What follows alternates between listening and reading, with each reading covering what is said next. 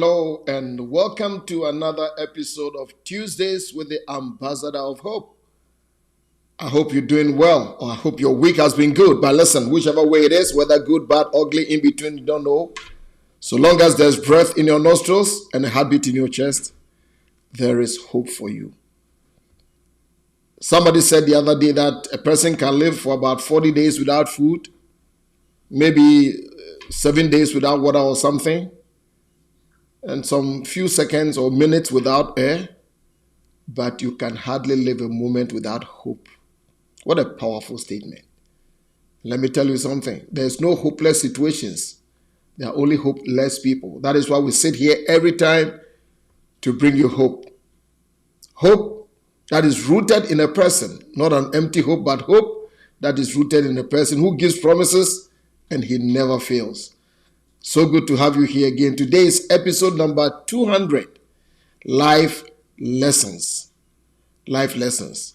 And you know what? It gives me extreme joy to have you join me week after week after week. It's been some few years going and so many episodes, possibly more than the 200 that we have advertised. And so thank you. Thank you for joining me all the time. I know you could have spent your time on better preachers, better speakers, and other things, but thank you for making it worthwhile for me to sit in this chair week after week after week to be with you. Because all my desire is to give you some hope and also to make you better, to be able to handle life from week to week, not from crisis to crisis. But even there's crisis, but from crisis to hope and from hope to breakthrough. Thank you so much. And you know what? Like we do all the time, pick up your device and share with as many people as possible life lessons. Because if it is worth hearing, it is worth sharing. Can we do it whilst I welcome a few of our family and friends here? You know, Caroline Ajua, you were the first today, so you got a prize. Caroline Kunedu, God richly bless you. Ethel, another Ajua, good evening to you, Ethel. I hope you are doing very good. We thank God for your life and for all he's done for you. Minister Felicia McAddy from Dominion Mandate, God bless you. Nana Morrison, good evening to you. Listen, when Joyce says share, please obey and share. Joyce says share. So please share to as many people as possible. Mama Mary from Paul, Auntie Mary, good evening to you. I hope you're doing well and my professor is doing good. Paul Hobson, good evening. He says to everybody, to church family, well, beyond church family, everybody, from the heart of the Bronx, Rehoboth, Pastor Festus Chumesi, my childhood friend. We've been friends for years, about 50-something years we've been friends. God richly bless you. I think all the way from 1969. God richly bless you. Ahwafe Patrick, good evening. About Tracy Ann is in the house. God bless you. Isaiah Malik, good evening to you. Always good to have you here. And to Vida Prempe, oh, what a blessing. Good evening to you, Z. Nancy Adam is in the house. Listen, share to as many people as possible. It's an exciting day. Life lessons. We're going to learn together. I want you to get better, and when you get better, things around you will get better. So let's do that. Remember, we are live on Facebook as the Ambassador of Hope and on YouTube as Frank Ofosu Appiah Official. Whichever way, this is my YouTube crowd. Mary Sweets, good evening to you. Maureen, God bless you, good evening. There's a certain Brandon on the line. There's only one of them. Frida, good evening to you. Abilavi, good evening to everybody. Come on, share, let's share. It's going to be an amazing time. Life lessons. We're just going to learn. We're going to pick up some wisdom for life. You know, growing up, my dad used to tell me a lot of aphorisms and proverbs and all kinds of things. And one of the things he said to me is that when somebody is giving you information, listen, but listen carefully. Be like a cow. Eat the hay and leave the sticks. I want to give you a whole lot. God richly bless you. Good evening, Nakozia. Happiest birthday in advance. Yeah, thank you for your good wishes. Good evening to you. God richly bless you. Life lessons. And you know, today I just sat down over this past few days and I said, as I racked my brains about, which direction to go on today's Ambassador of Hope, I just felt that this occasion demands that we sit back and I turn this episode into an episode of just wisdom and reflection. Life lessons. Somebody said to me a long time ago that every experience, every occurrence in your life is a life experience. And so you've got to take the things that come to you as experiences. I sit here today and I think about a lot of years that I have rented this space on earth called life. It's a few years, some of you know. And I have seen a few things. I've heard a few things. I've encountered a few things. And today, out of the overflow of some of my experiences, I want to share a few nuggets with you. I promise you I will not waste your time. We're just going to share. Because sometimes some of the things that we share, maybe just a word, a sentence, a phrase, something, an insight is all you need to help you shorten your learning curve. You know, a lot of people say, well, I'm learning from experience. That's beautiful.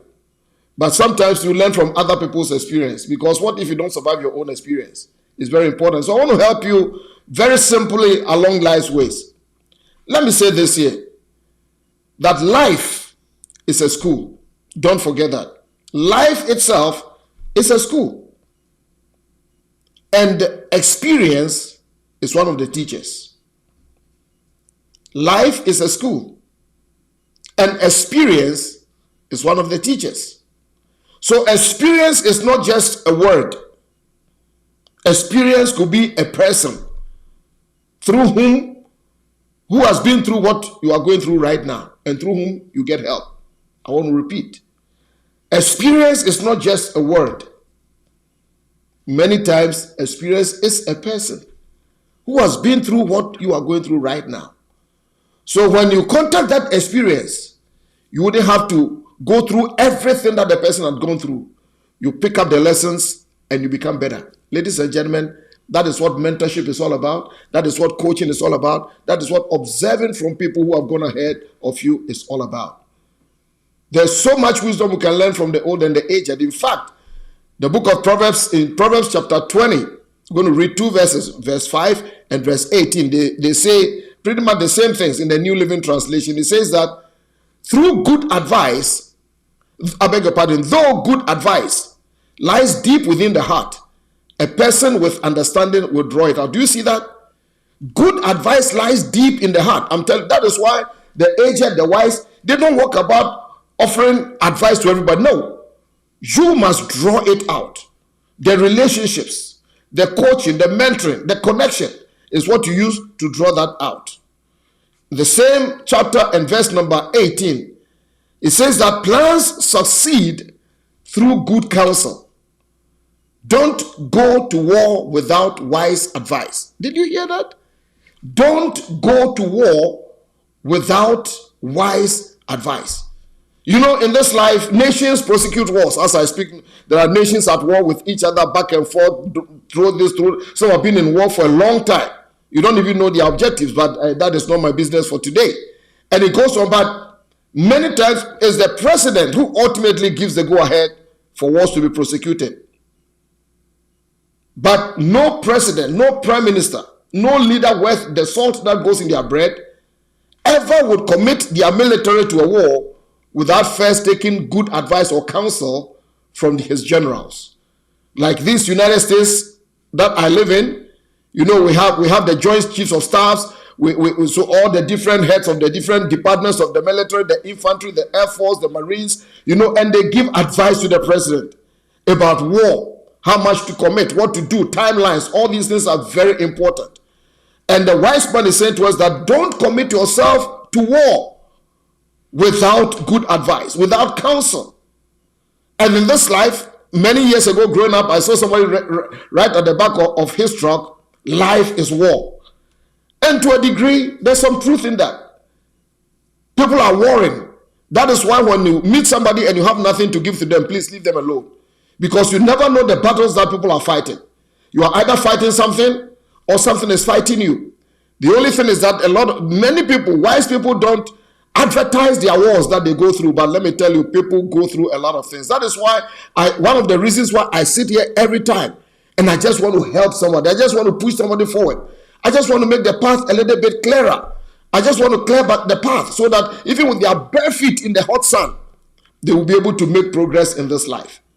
And one of the most important drivers of a successful life is wisdom. Until I draw my last breath, I believe in that because God says that. And I've experienced it.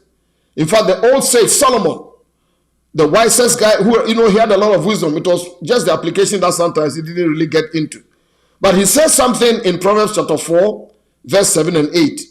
Listen to what he says about wisdom. He says, getting wisdom is the wisest thing you can do. He didn't say getting money, getting power, getting this or that. He says getting wisdom is the wisest thing that you can do. And whatever else you do, develop good judgment. Did you see that? Getting wisdom is the wisest thing that you can do. Another translation says that wisdom is a principle, but getting wisdom is the wisest. And the truth is that you can find wisdom in many things, in many schools, in many areas. But the ultimate, for example, the ultimate wisdom is God. God is the sum of all wisdom. He says, I am the wisdom. I am the wisdom. The fear of the Lord is the beginning of wisdom. To depart from iniquity is understanding. But God also teaches us, you and I, wisdom from the classrooms of life. As you look around nature, as you look at life, as you look at people, you can pick a lot of wisdom from that. For example, when he wanted to teach us more wisdom in this life, he could have sent us to some of the mighty, earth-shaking animals of this world. But he sent us to some creatures. In Proverbs chapter 6, verse number 6 to 8, he says, take a lesson. That is wisdom lesson from the ant, you lazy bones. Talking about laziness. He said, I want to show you. I want to give you some wisdom. Learn from the ant and become wise. You know, the ant has no voice, and yet it preaches the loudest message on industry. It has no prince. It has no governor. It has no ruler to make them work. Yet they labor hard all summer gathering food for the winter. The ant is self-motivated. The ant thinks ahead. The ant plans ahead. And that, ladies and gentlemen, is wisdom. Again, in Proverbs chapter 30, when you read from verse 25 to 28, it goes on the same trajectory. There are four things. It says that, there are four little creatures. They are all little. And yet the Bible says they are exceedingly wise. You see, when let's say a fool says somebody is wise, it's okay. But when the wisest is telling us that something is wise, then you better give attention. You see that? And God is saying that there are some four creatures. They are very little. And yet, they write some of the most powerful wisdom pages ever known to humanity. And it says, number one, they are ants. They are not strong. And yet, they prepare. They think. They are better than some economists. They prepare because they know after summer comes the autumn. And after that, winter. So where you are is not all there is going to be. And the ant is teaching you, don't spend like there's no tomorrow. Don't eat your dinner at breakfast. Save for a rainy day. Then he goes on to talk about the rock badgers. Says that they are feeble. If you know rock badgers, they have very feeble hands, but very strong hind legs. And what they do is that they make their homes they hide in the rocks, which makes it difficult for predators to get it. They are smart. They use greater things to hide themselves. They don't indulge in every fight. Then he goes on to talk about the locust. They have no kin, and yet they understand collaboration. When locusts descend on your field, sometimes fires are set, and yet they go through and they win. And then finally, it talks about the spider. That's the only one that the wise man tells us where it ends in the end. It skillfully grasps with his hands, and it's in king's palaces. From Buckingham Palace to the White House to everywhere, you will find a spider. Industry, wisdom. So it's very important that we learn wisdom. Where again can we find wisdom? Job, the old sage, in Job chapter 12 and verse number 12 in the New Living Translation says something. It says that wisdom belongs to the aged and understanding to the old. That is why, listen, don't discount the wisdom of the aged. I know sometimes, these old people, they don't know anything. What do they know? It's a new day, it's a new... That's beautiful. But let me tell you, the book is telling us that some people have possession of wisdom, the aged. They've walked through some things. The wisdom and the dignity of years have taught them things. I told you, life is a classroom. And experience is one of the teachers. And for somebody who's been there, done that, bought the t-shirt and the hat, you better listen to them. So in this episode, in a few minutes, and I'm going to step out of your way, I'm going to drop a few of the nuggets that I've learned over the years through my experiences, good or bad, sweet or sour, for your consideration. You may not need them today, but hopefully sometime you need them at a point in your life. I've learned this from the school of hard knocks. Yeah, there's something called the school of hard knocks. So I'm just going to throw a few out there. There's a certain Mary Ofosu Appiah watching. Hello, Mary. Steve Aide, good evening to you. Amazing, my attorney. Gina, good evening. I hope Romania is treating you well. Yvonne Odo, good evening. Honorable Nananimo, there's only one. Married to Nanajua. Mama Gestina, good evening to you. Good to have all of you right here. Listen, share. Give me some thumbs up. Give me some hearts. Give me some love. And let's go right into this. Esther, you like that, don't you? Good evening to you, Esther. Don't eat your dinner at breakfast. Yes, don't eat your dinner at breakfast. Don't do that. It really wouldn't help you at all. Don't eat your dinner at breakfast. The wise don't do that. They know that to everything there's a season, you know. And Eunice, good evening. There's a certain Michelle, 9187, whatever those things mean. Good evening to you, daughter. God richly bless you. God richly bless you. So let's go right ahead. Number one, the first life lesson that I learned is this. Nobody owes you a life. Very simple. Wake up every morning.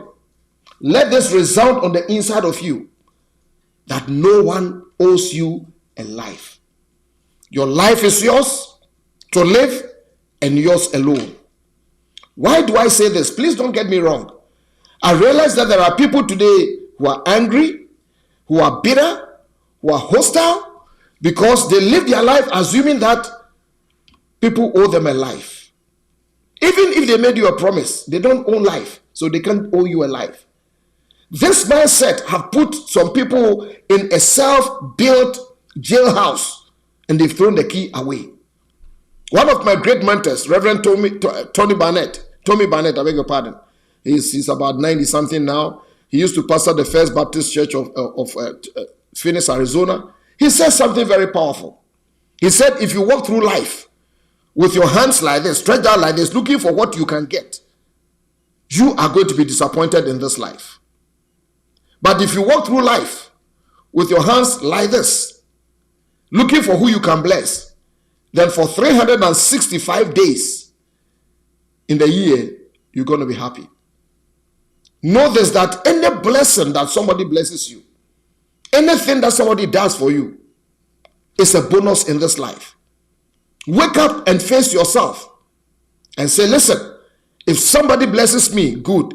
If nobody blesses me, it's okay. If somebody applauds me, it's fine. If people don't clap for me, it's okay. It's maturity that makes people do that.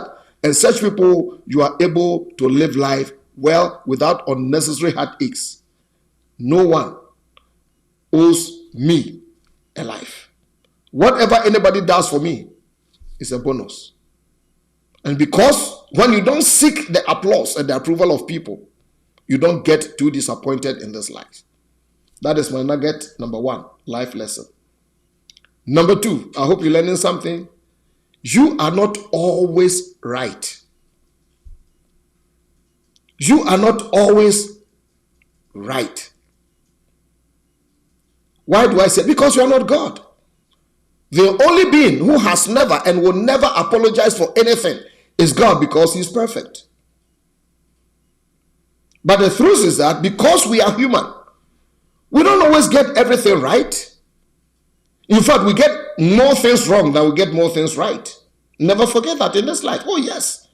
Even the accomplished and the most successful, if they will tell you the truth, and many times they may not, unless they have a measurable relationship with you, they will not tell you about the things that they didn't get right. The great basketball star, Michael Johnson. No, people think Air Jordan, but he said, I got a lot of throws wrong before I got some of them right. I missed a lot before I hit all those slam dunks that I hung in the air. So understand that you are not always right.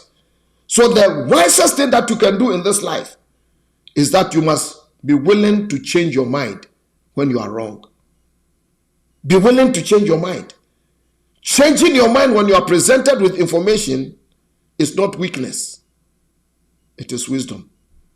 Information changes the whole thing. And sometimes you could be wrong and think you are right until you get information. So number 2, you are not always right. So learn to change your mind. When you get better information, superior information, change your mind. Number 3, when you are successful, your friends know you. But when you fail, you know your friends. When you are successful, or you are thinking, don't you? when you are successful, your friends know you.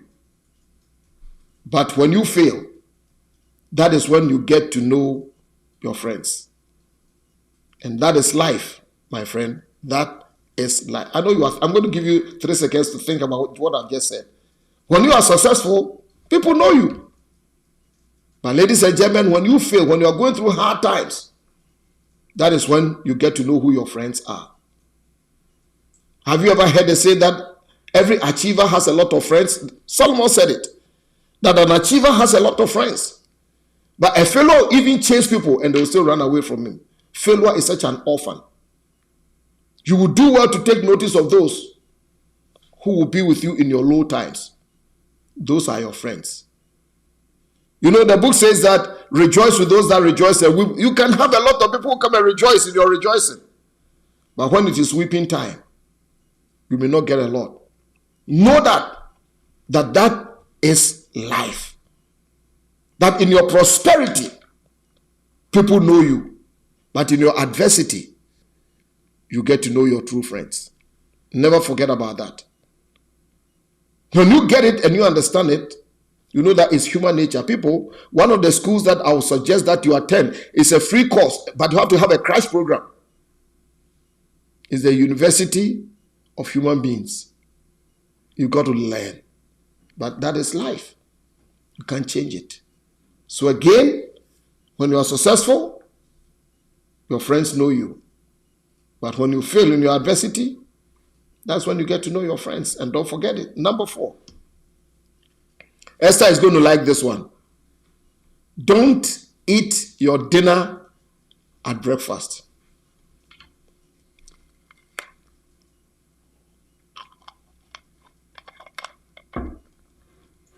Don't eat your dinner at breakfast. In effect, understand timing in this life. Timing. Learn to practice delayed gratification. The fact that you have money doesn't mean you spend money like there's no tomorrow. The fact that you have food doesn't mean like you eat like a refugee who has just chanced upon food. Sometimes you have to go without some things in order to gain later. Sometimes you have to wear the same shoes for a while. Sometimes you have to recycle the same clothing you have, different styles, different things for a while. Because there's a place that is called tomorrow, and tomorrow never disappoints. Tomorrow will show up. So please, you know, there are people that they get a promotion today and a little pay rise, and then they go out and they shop like there's no tomorrow. There are people that the least that comes into their hands, hey, come on, let's go spend. Oh, they send me a credit card. It's not free. Don't eat your dinner at breakfast. To everything, there's a season. Never forget that. Save towards a rainy day. Put some things aside. Invest for tomorrow. Because, ladies and gentlemen, there's a time to laugh and there's a time to cry. There's a time to have abundance and there's a time that there's nothing in there. So please do not forget. Don't eat your dinner at breakfast. It's the unwise who do that. Number 5. Build relationships before transactions. Build relationships before transactions. Build relationships before transactions. If you let profit, reward, benefit, what you can get, precede you all the time, you are going to miss out on great blessings. By the grace of God, I've had the opportunity to interact with a lot of great men, wealthy people, rich people, powerful people, leaders of nations and things.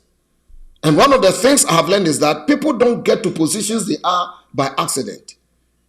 People don't become rich by accident. In fact, I'm doing some wisdom things in the church that I'm serving, and I've planned to teach on why poor people remain poor and rich people will always be rich. It's simple things. But one of the things I've learned, and many times when I go among such people, I'm the one who doesn't talk at all, because I listen, I watch, I observe, I learn. And one of the things is that people who get into these positions of power and might are extremely wise people. And they watch people before they give them an opportunity. And I learned that many times great people will test you first before they engage you. And only God knows how many doors have been shut in the faces of people because they let transactions lead their relationships. People get into situations and things. There are things. No, never mind. But you see, I pastor a church and I watch people. I test people. I look at people. And one time, I think I'm going to say this. One time, this is how such is another thing that I do. And I was engaging a particular, person and to do some things for us. And we started talking. We've had a relationship for years, and we had planned to compensate that person with a certain amount of compensation. And in our discussion back and forth, we realized that the transaction was more important than the relationship. So figures began to be flown around, blah blah blah, and then we got to a compromise.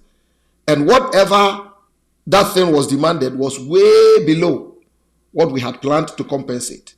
I kept quiet, never to say anything. But if relationships have gone ahead that, we are friends. And there's another one like that who said, Bishop Frank, I've known you since the days of John the Baptist. Listen, let's do this work first and let's talk. I'm not saying, there are people that if you do that, you are in trouble. But I believe that in your relationship, you must know people enough. When you have built relationships with people and you have known them enough, don't let transactions go before that. Because a day comes that after people have paid you in cold, hard cash, what next? Money is important. Oh, yes. But it is not the most important thing in life. Money is important. It is important. Please work. Get money. It makes life a little bit easy. But money is not everything. Don't place money before relationships. Don't let everything, if you don't pay me, I don't move. I need my money. Pay me this, pay me that. Only God knows how some great men will be looking at you and shaking their head inside their head that you missed a great opportunity. So please don't forget this. Build relationships before transactions. I'm not saying you should just throw your gifts and things about for free. Please use wisdom to measure the things that I'm saying. Number, is it 5 or 6? Something. 6. It's simple. Work hard. Work hard.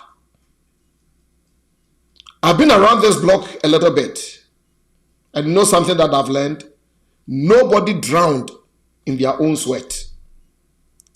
Nobody drowned in their own sweat. If you study the lives of successful people, one thing you will not fail to notice about them is their work ethic. They get up, even when they don't feel like it, and they face life.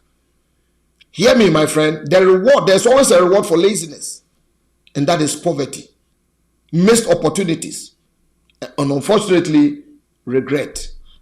Haven't you noticed that this life that you are now living celebrates those who work hard to realize their dreams? Even the omnipotent God, the possessor of the heavens and the earth, the book tells us that he is a hard worker. Work hard. Work especially whilst you have the energy, especially whilst you have the opportunity. especially when you have the brains, especially when you have your youth. Work hard. Of course, I believe in work smart, but work hard. I believe in the Lord Jesus said that my Father works hitherto and I work. He said, I must work the works of him who sent me whilst it is day. And night comes, and a time comes in your life that the energy will not be that much. The opportunities may not be that much. Be a hard worker. Every opportunity you get, use it to do something for your future. Because your future is not just ahead of you. Your future is resident on the inside of you. Everything that you do today are part of the building blocks for the house that you live in called the future. So work hard. For the life of me, I can understand how people get up and every morning they will complain that, and I have got to go to work. And please do yourself a favor, don't work. And see what happens at the end of the month. When your bills roll in, when your house rent rolls in, when your mortgage rolls in, when the bills roll in, just say, I didn't feel like working. So you get up. You're going to find out life is not designed like that, my friend. Even if you are swimming in money, swimming is energy. Work hard. I hope you are learning something. Nobody drowned in their own sweat. Yes, Esther, nobody did. Let me go to number 7. Oh, I like this. I think I made allusion to that and it came to me. I said, killing the king does not make you a king, will not make you a king. Killing the king doesn't make you a king. It only makes you the one who killed the king. What do I mean? Tearing somebody else's good name will never give you a good name. In fact, it ruins your name. If God, by his grace, doesn't make you a king, using your sword won't make you a king. So I'm saying that don't pull somebody down in order to try to go up. Don't destroy somebody in order to gain some favors. Don't pull people down in order to try to go up. Because killing a king would never make you a king. The book tells us that it is God who lifts up and it is God who brings down. So in this life, many years, I was in my 20s, one time in prayer, and some of these wisdoms came to me when I was very young. And I remember praying a prayer to the Lord and said, Lord, let me never be an instrument of anybody's downfall. And I have had that thing in my heart up to today, that Lord, help me never be the instrument of somebody else's downfall. Have I fallen out with people? You bet. I'm human. Things happen. We disagree and things. But I think God has helped me to do that. Do I have information? Plenty. Can you tell people now, oh, you bet. Would I do it? No. Because killing a king would never make me a king. Pulling down somebody would never build me a house. It was the great President Abraham Lincoln who gave this wide admonition that don't burn somebody else's house down. Because if you do that and one day you build a house, somebody also will burn your house down. Which means you don't burn down the university because you graduated. Killing the king will never make you a king. It ruins yours. Names are important. For somebody, the only reason they eat today is their name. The reason why they are still married is their name. The reason why they still have a ministry is their name. The reason why people love them is their name. Attacking their name is attacking destiny. Killing a king will never make you a king. Number 8. Responsible people find a way, but irresponsible people find excuses. Responsible people find a way, but irresponsible people find excuses. Excuses are like rocking chairs. They give you something to do, they carry you nowhere. What have I learned in this life? I've learned that excuses carry you nowhere. And by the way, would you be shocked if I told you that you are the sum total of all the excuses you've made in this life? In every difficult situation, you can make an excuse. In every defining moment, you can make an excuse. But can you learn to turn your excuses into uses? Because I found out in this life that there's always a way. There's always a way. And if you want to find a way, you'll find it. Where some people see just brick walls, some of us can see doors through the walls. It's as simple as that. While some people see a dead end, others see a new road construction, because the bend in the road is never the end of the road. So responsible people find a way. Irresponsible people find excuses. 2 salespeople were sent to a remote island in the Pacific to go and introduce shoes to them and sell. So they took shoes in their hundreds and they went to these islands, remote islands. And the first person, after the first day that they got there, wrote back and said, you know something, please send me back, because on this island nobody wears shoes. So shoes are not necessary for them. The other one also sent a quick letter and said, send me more shoes, because I see opportunity to teach people how to wear shoes so that we can have good business here. It all depends on what you see. In your excuse, there's a use. In your disappointment, there's an appointment. Responsible people find a way, but the irresponsible will always find excuses. And excuses give no medals. Number 9.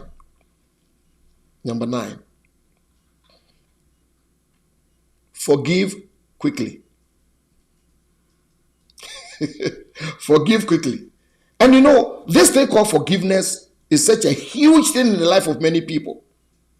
And it's all because, I don't know who built it, but I think there's a built-in thing on the inside of humanity that looks to exact their pound of flesh every time. But you know something, there's a superior way. How about leaving it to the one who is able to judge righteously? Sometimes we feel that when we forgive people, we've let them off. But no, that is not the way. And by the way, there's a difference between forgiveness and reconciliation. I'm talking about forgive, because forgiveness is for your sake, not for the sake of the offender. It's for your sake. Whatever happens after that is up to them. I remember last week I was with the great Reverend Joe Asma, Pastor Asma. Happy birthday to you. That Sunday was his birthday. Amazing man, amazing human being. And I made a statement and I said, forgive people, but don't forget their names. I'm going to leave you to think about it. I'm not saying that I've forgiven you, so I'm setting up myself again for you to keep hurting me. That is foolishness. But determine in your heart that, you know what, I'm not going to exact vengeance and punishment.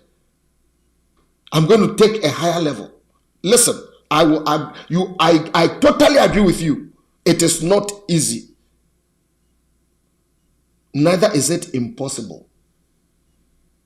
I've learned over the years that walking on the way of forgiveness is very liberating.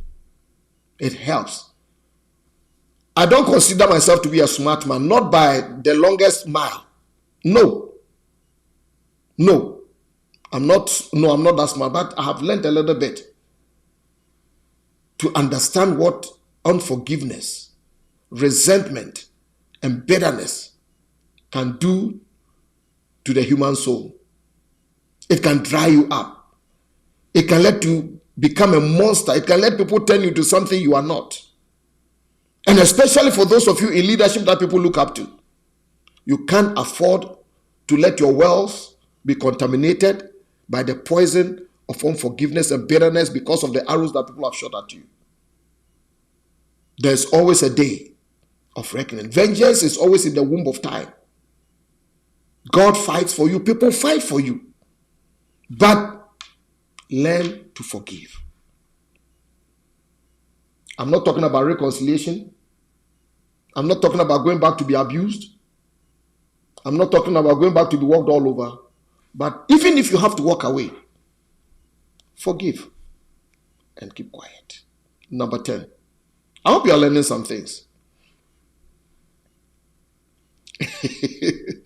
Akosia says this forgiveness topic, we need more teaching on it. I think I'll do that. For your sake, I'll do that and dedicate it to you.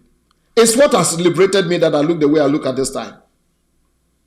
Hurt? Yes. Everybody has been hurt before. You want to hear my story? But I learned it. I asked God for it. Because one day, I saw the color of bitterness. I met bitterness at the mall. And that day I made up my mind. I don't want to be like this at this age. Because the truth is that people will do you in. Not everybody is going to be like you. Not everybody is going to be lovely. We were all raised from different places. Today I was talking to somebody about behavioral maturity. Because maturity are different. It comes different ways. Natural maturity, behavioral maturity. It's all kinds of things. And how you are raised many times determine your behavior. And I was raised by some very forgiving people. And I learned it. They lived long. They lived well. And they exited beautifully. Number 10. So Akosia, we'll come back to that. Avoid dream killers. Avoid dream killers. Oh, yes. You know there are Herods. There are pharaohs who are always avowed to kill the unborn and to kill the born. And every one of us carry dreams that God placed on our hearts. Our vision, our aspirations, our things that we work hard for. But there will always be people who want to kill your dream. There are people who have an anointing and it's their business to pour water on your fire. They always want to make a way to make sure that whatever dream that you carry is still born. You know, Joseph has some brothers. And his father gave him a coat of many colors. His brothers just hated him because he dreamt it. And for many years, I'm sure some of you even know that, think that the brothers hated him because of his dreams. But you read the Bible clearly and you realize, much as his father Jacob loved him, much as he had dreams from God and things, that was not it. When he went to take the food to his brothers who were looking after their sheep in Dothan, and the Bible says that when the brothers saw him coming, they said, "Here comes the dreamer. Behold, let's kill him. Let's put him in a pit, and then we shall see what happens to his dreams." So it is not the coat of many colors. It is not that his father loved him, but it was what God had given to him that he carried. Pirates, they don't go after empty ships. And many times, you have to do the necessary. God gave you feet sometimes to put distance between you and dream assassins. I pray that wisdom will guide you in your dealings with people. Look over your shoulder. I know you are thinking about somebody right now. If they are sitting next to you, don't look at them. Don't look at them. Every dream that you share with them, oh, you can't do it. Some will even go far to sabotage your dreams. For some, you are young pastor, young business person, young girl, young guy, and you've shared some things with people, and somehow they killed the thing because your rising will let them look that they are going there, because somebody's excellence always exposes people's mediocrity. May God give you wisdom to know who to share things with and when to keep quiet. Jesus told his disciples, tell no one until, because he knew they were dream killers. When Gabriel went to Mary, the Bible said Mary pondered these things in her heart. Dream killers around. So avoid them. Don't be friends with them. Don't ever be friends with them. Crown Prince. I like that. You got to be steady, Prince. That's my son. Number 11. Number 11. Learn to discern the difference between opportunity and assignment. Learn to discern the difference between opportunity and assignment. The emphasis is on discern. Discernment is deeper. There's a spiritual dimension to it. There's a God-given wisdom to that. Everybody is looking for opportunities. We all do. We all do. We all do. But if you are not careful and discerning, what you think is an opportunity can lead you outside of your assignment. The fact that you can do something may not mean you should do it. The fact that something comes to you easily may not be your assignment. Not every door will lead you into rooms of progress. I went on a visitation one time to one of the ancient castles built in Gold Coast, a nation called Gold Coast. There were some slave castles. And they took us to a bedroom of one of the whatever who ruled it. And there was this door, and this door was on the floor. And they opened it, our guide opened it, and we saw stairs leading down. And he said, whatever they did with that. Then it hit me that it's not every door that leads you to another room by your side or up, but some lead you down, and they are called trap doors. And in this life, some of the doors that you may encounter that you think are opportunities, they will send you down. I know people today are desperate for doors. Some are even angry because somebody didn't open doors for them. But what if I told you that it could be that the Lord saved you? Because that door that you were desperately looking, that you are angry with somebody that didn't open, could have been a trap door. Oh, I've had a lot of them. I've had a lot of them. I've had regrets. Oh, yes. You see, what fuels this mistake of people not being able to discern between opportunity and assignment many times is desperation. I must prosper by hook or crook, by fire or by thunder, whatever that means. Modern day terminology. And so every opportunity, I must enter every door. I must do it. Listen, there's nothing more beautiful than walking in your assignment. Because a complete person does not compete. A complete person does not compete. A set person hardly gets upset. When you are set in what God wants you to do, you hardly get upset, no matter the blows that you take. And when you are complete, no unnecessary competition. So learn to discern prayerfully and wisely. Watch out for your assignment. Because sometimes you take this opportunity and before you know, you've missed your assignment by an Indian mile. That's what I have to offer you today. Number, is it 11 also or 12? Oh, this one is a big one. Never betray another person's trust. Never betray another person's trust. You heard me, and I'm going to say it slowly.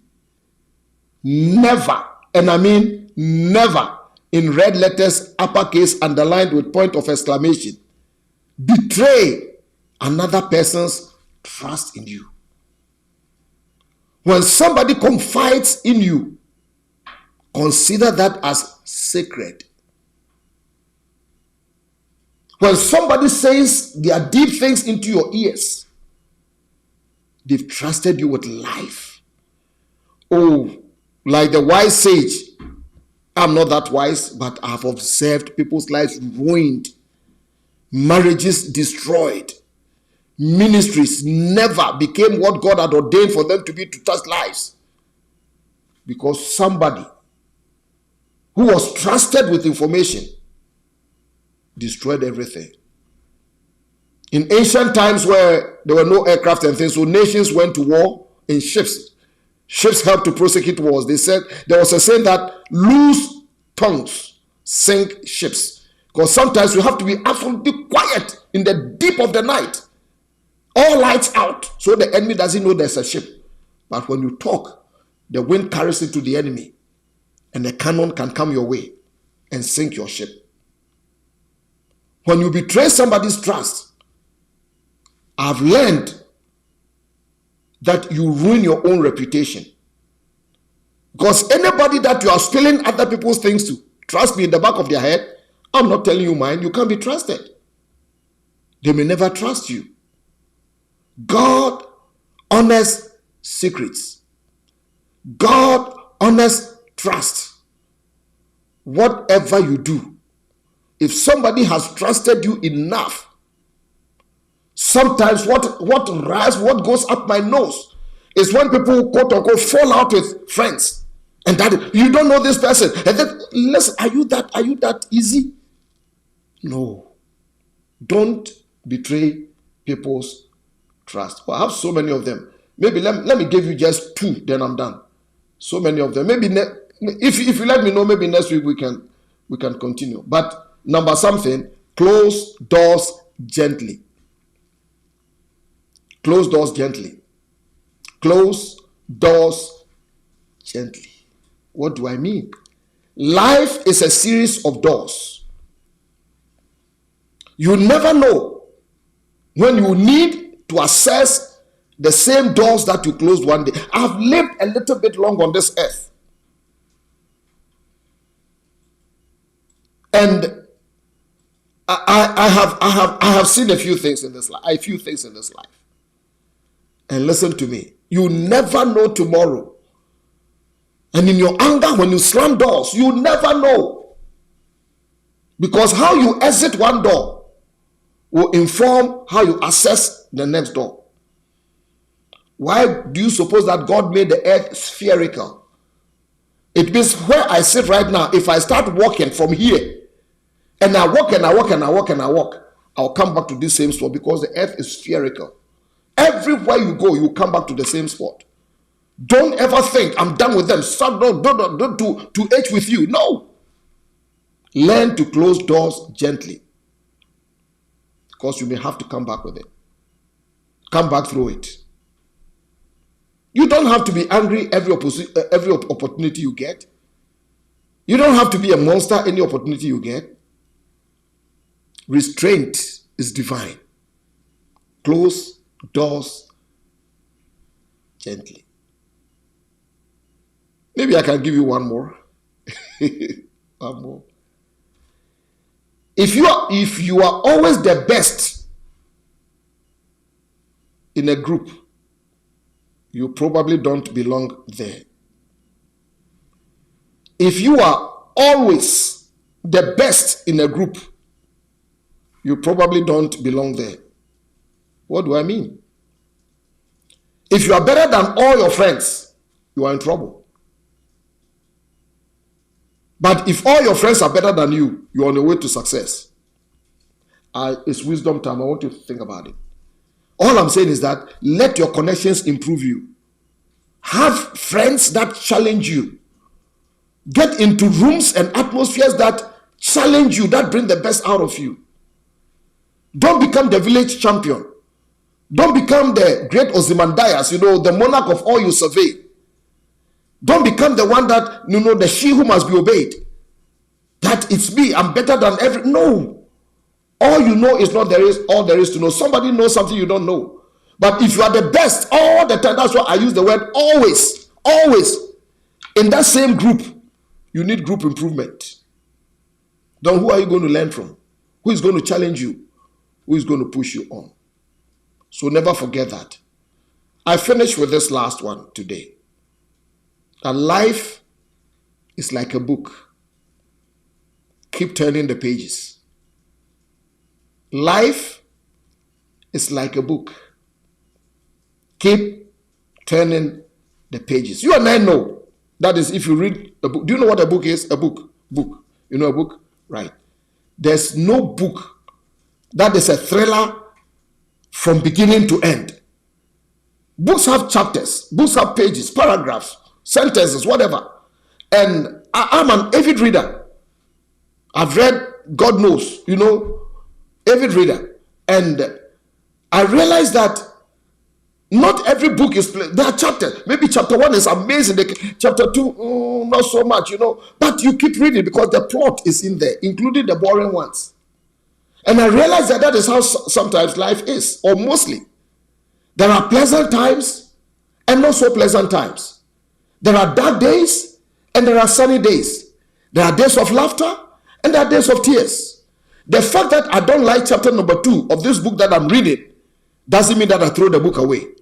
I keep reading. I turn the pages. I don't quit. So I want to tell you, life is like a book. Many times you'll be discouraged, and many times you will be encouraged. Many times you will feel down, and many times you feel up. That is life, my sister. That is life, my brother. Life is like a book. Keep turning. Don't allow a temporary stage to become your permanent state. Don't become a temporary stage to become your permanent state. Life is like a book. Don't quit. Don't cut and run. Don't wave the white flag of surrender. You never know what is the end of the story. In fact, for every book you are reading, I've read the last page. It will end in praise. Thank God for your life, and I hope you've learned a few things today. That is what I wanted to give to you today, life lessons. Maybe next week, we'll see how it goes.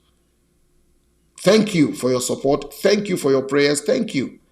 I'm asking one thing from every one of you. One thing. I don't ask much. I don't raise funds. I just want one thing. Please, one thing. Can you pray for me this evening before you sleep? Tomorrow happens to be my birthday. And all I ask, say a prayer for me. Say a prayer for me. I can thank God for my life, but say some good prayer for me. Bless me. And I pray that God will keep me, not just for myself, but for you. That's all I want to live for. If I could hug all of you, I could have hugged you to say God bless you. Frank Ofosu Appiah is my name, the ambassador of hope. But listen, before you go, listen. On Saturday, I'm launching my latest book. I'm not telling you the title. Guess it. I don't know if we're going to stream that, but maybe we will see. We'll see. But we just go. They said celebrating wisdom, leadership, and legacy. I see. I didn't say that. But it's an evening that we're going to unveil this book. It's a very interesting book. One of the things I've realized is that people don't like very, very big books. So I didn't make it very, very big. But from the get-go to the last page, there are lessons that will be a blessing. I tried to, I remember bringing the first copy home and I gave it to Mommy, and Mommy was reading it. She was sitting somewhere in the living room in our bedroom reading, and said, this sounds like you preaching. And I said, yes, that is what I want. I want people to read and hear my voice in it. So Saturday, the information is right there. Join us. Support us. You buy this book, it will bless you. And it will also bless me. Thank you again. I love you. There's nothing you can do about it. Have a good night. Bye-bye for now.